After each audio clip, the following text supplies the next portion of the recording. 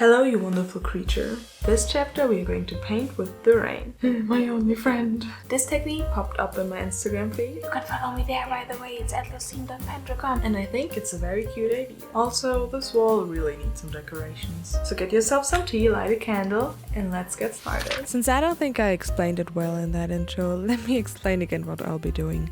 I'm going to put watercolor paint on watercolor papers and leave these out in the rain so that hopefully the rain mixes up the colors and creates some interesting new shapes.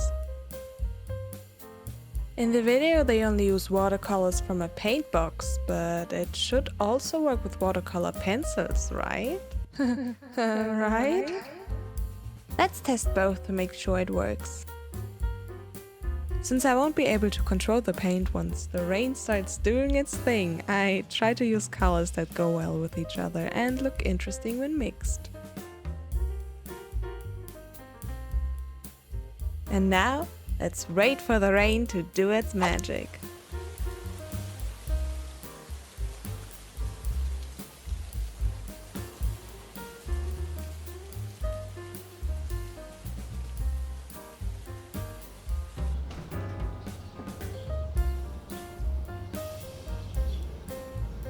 So, how do I say this? It didn't work. As you can see, the papers went through a lot. I left them outside a little longer and it started to storm with heavy rain. But still, no, nothing, nichts. Now, I'm not saying the people who already did this on Instagram are lying. I also could just be doing something wrong. But what I'm saying is that they only showed how they put the watercolor on the paper and how it looked after the rain. So take from that what you want. I just don't know what I could do better. Still, I really need some pictures for this wall, and I mean the mugs did collect some of the rainwater, so if I just use that it does count as painting with the rain, right? Let's go!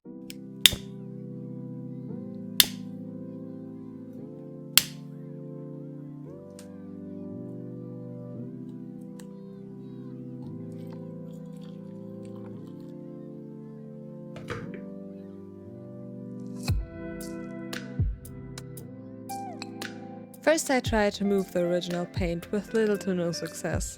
So paint over it will be! Let's at least try to make it look like it's actually been through a storm.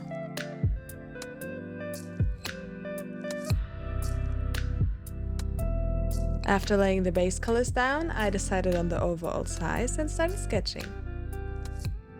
Originally I planned on using the shapes the rain created to envision something, but well, since that didn't go quite as planned, I was left to my own devices. So I could also just freehand the whole thing.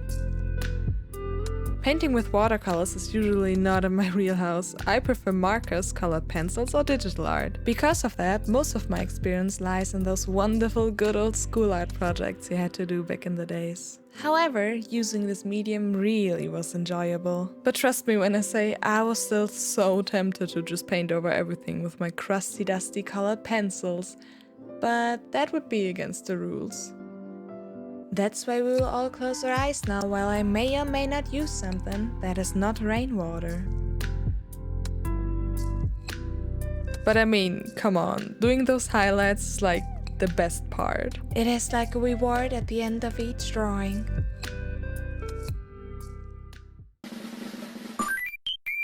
The second painting had the same problem as the first, where I wasn't able to move the original paint, so I tested around a bit and ended up with this design.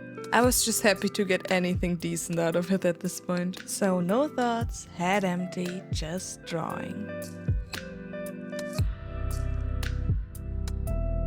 In all honesty, that was very refreshing. Because of the academy I went to, all the latest creative projects I did were deeply planned and thought through. So it was a nice change to just play around a bit and improvise after all this time.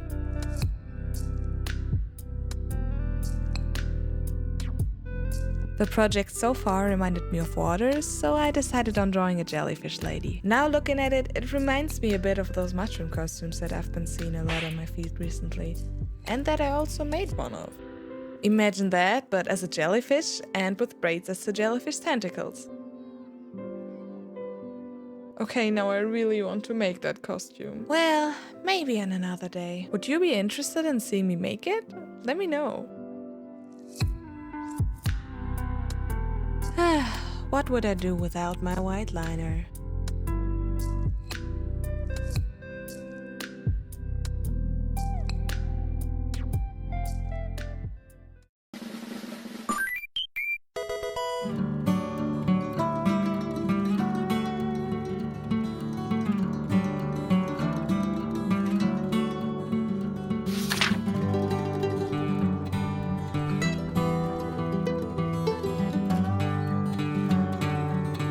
And that, my wonderful creature, wraps up today's chapter. Thank you so much for watching, and don't forget to like and subscribe. You can also find me on my Instagram, so say hello there. I hope you have a wonderful day or night, depending on where you live, and see you next chapter. Bye!